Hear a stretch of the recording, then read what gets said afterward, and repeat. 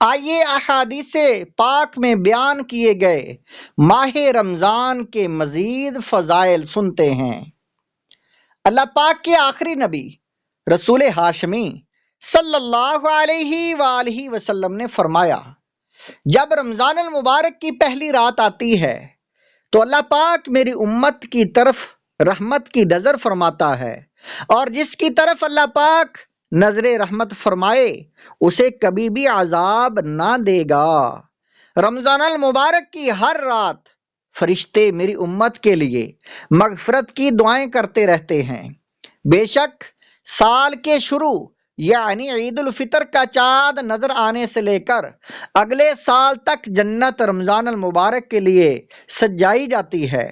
رمضان المبارک میں افطار کے وقت روزانہ 10 لاکھ گناہ گاروں کی مغفرت کر دی جاتی ہے، اور شب جمعہ اور روز جمعہ یعنی جمعرات کو سورج غروب ہونے سے لے کر جمعہ کو سورج غروب ہونے تک ہر گھڑی میں 10 لاکھ کی مغفرت کر دی جاتی ہے، اور یہ سب مغفرت پانے والے وہ ہیں جن پر جہنم واجب ہو چکی تھی۔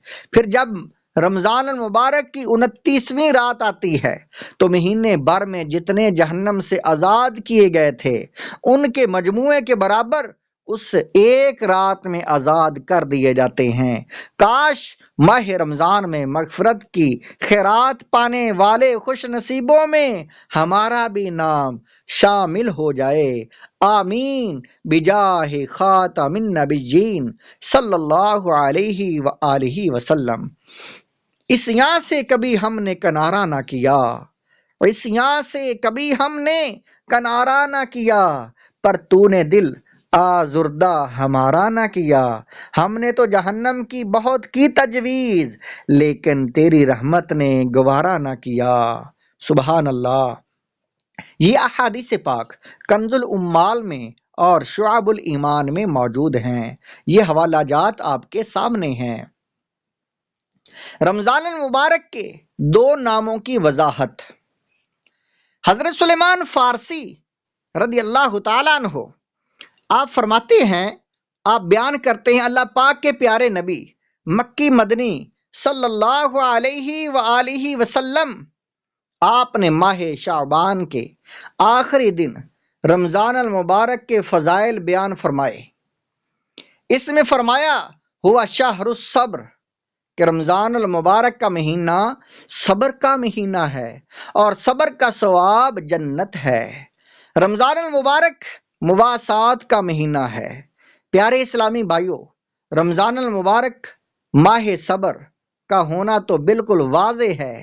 اس مہینے میں کھانے پینے سے اور ہر وہ چیز جس سے روزہ ٹوٹ جاتا ہے اس سے صبح سے شام تک صبر کیا جاتا ہے، لہذا اسے ماہ صبر کہتے ہیں۔ باقی رہا اسے ماہ مواسات کہنا تو اس کی وجہ یہ ہے کہ مواسات کا معنی ہے ہمدردی، بھلائی اور غم خواری۔ چونکہ رمضان المبارک میں سارے مسلمانوں سے خاص کر قریبی رشتہ داروں سے بھلائی کرنا زیادہ ثواب ہے، اس لیے اسے ماہ مواسات کہتے ہیں۔ علماء کرام نے روزہ فرض ہونے کی حکمتوں میں ایک حکمت یہ بھی بیان فرمائی ہے کہ روزہ فقر و فاقے کا عملی طور پر احساس دلاتا ہے۔ فقر کیا ہے، غربت کیا ہے، گھر میں فاقے پر فاقے چل رہے ہیں تو کیسی مشکل ہوتی ہے۔ اس بات کو جتنے بھی آسان لفظوں میں بیان کر لیا جائے، ہم غربت و فقیری کا معنی تو سمجھ لیں گے مگر اس کا پورا احساس حاصل نہیں ہوگا۔ اگر بندہ خود بھوک سے دوچار ہو جائے تب اسے غربت کا حقیقی مفہوم سمجھ آئے گا، اور جب یہ حقیقی مفہوم سمجھ جائے گا تو خود ہی غریبوں فقیروں کی خیر خواہی کی طرف مائل ہو جائے گا۔ اعلیٰ حضرت رحمت اللہ علیہ کے والد محترم مولانا نقی علی خان رحمت اللہ علیہ آپ فرماتے ہیں، ایک شخص تھا، اسے صدقہ و خیرات کا بہت شوق تھا، جو ہاتھ آتا راہ خدا میں خرچ کر ڈالتا تھا۔ صدقہ و خیرات بہت اچھا نیک عمل ہے، مگر اس شخص کے رشتہ داروں کو اس کا یہ کام برا لگتا تھا۔ وہ اس سے تنگ آتے کہ جو آتا ہے سب کچھ ہی خرچ کر ڈالتے ہیں۔ آخر اس کے رشتہ داروں نے اسے قید کر دیا اور کھانا پانی بھی بند کر دیا تاکہ یہ معاذ اللہ صدقہ و خیرات سے باز آ جائے۔ چند دن کے بعد جب اسے آزاد کیا گیا تو رشتے داروں کا تو یہ خیال تھا کہ اب یہ خرچ میں کمی کرے گا، مگر اس نے پہلے سے بھی زیادہ صدقہ خیرات کرنا شروع کر دیا۔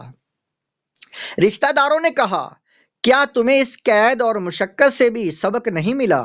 وہ شخص بولا، سبق ملا ہے اور اس سبق پر ہی عمل کر رہا ہوں۔ پہلے جب میں بھوک پیاس اور فاقے سے خود گزارا نہیں تھا، اس وقت بھی مجھ سے کسی کی غربت دیکھی نہیں جاتی تھی۔ اب تو میں غربت اور بھوک پیاس کی شدت سے آگاہ ہو گیا ہوں، اس لیے اب پہلے سے زیادہ صدقہ خیرات کرتا ہوں۔ معلوم ہوا روزہ ہمیں بھوک اور پیاس کی شدت کا احساس دلاتا ہے، غریبوں کی غربت کا احساس دلاتا ہے، اس لیے رمضان المبارک کو ماہ مواسات کہا جاتا ہے۔ اے عاشقان رسول، یہ راز ہے جو کھل گیا ہے کہ روزے کی حالت میں گلا سوکھ جانا، آنتوں کا خشک ہو جانا، بھوک اور پیاس کا خوب احساس ہونا روزے کے مقاصد میں سے ہے۔ اگر ہم سحری میں اتنا پیٹ بھر لیں، عام حالات میں 2 روٹیاں کھاتے ہیں، تو روزے میں بھوک پیاس سے بچنے کے لیے 4 روٹیوں کی سحری کرنا شروع کر دیں۔ افطاری میں بھی خوب پیٹ بھر کر کھائیں اور دن بھر بھوک پیاس کا بالکل احساس ہی نہ ہو تو اس سے روزے کا اصل جو مقصد ہے وہ فوت ہو جائے گا، اور ساتھ ہی ساتھ زیادہ کھانے سے طبیعت مزید جو ہے وہ بگڑ جائے گی، بلکہ معدہ خراب ہونے کا بھی قوی امکان ہے۔ لہذا رمضان المبارک میں سحری افطاری میں کم سے کم کھانے کی سنت پر جو ہے پورا عمل کر کے ثواب کمانا چاہیے۔ اگر ہم مالدار ہیں، سحری افطاری میں 10 ڈشیں تیار کروا سکتے ہیں، افطار جو ہے بوفے پر ہزاروں روپے خرچ کر سکتے ہیں۔ اس کے باوجود اگر کم کھائیں، سحر و افطار میں سادگی اختیار کریں تو کیا حرج ہے؟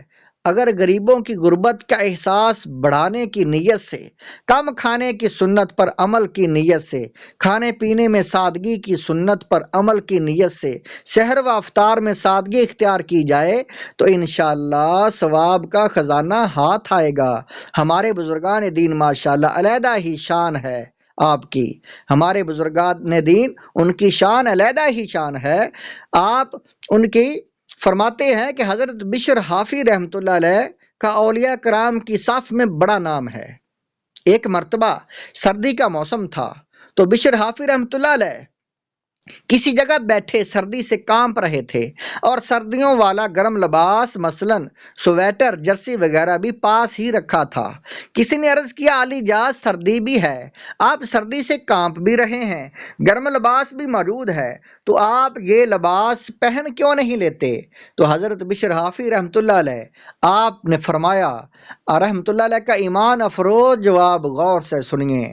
آپ نے فرمایا، اے بھائی، دنیا میں غریب بہت زیادہ ہیں، میرے پاس اتنا مال نہیں کہ میں سب کو کپڑے بانٹ سکوں، چونکہ میں سب کو گرم لباس پہنا کر ان سے ہمدردی نہیں کر سکتا، تو اپنا گرم لباس اتار کر سردی محسوس کر کے غریبوں کے ساتھ اظہار یکجہتی کر رہا ہوں۔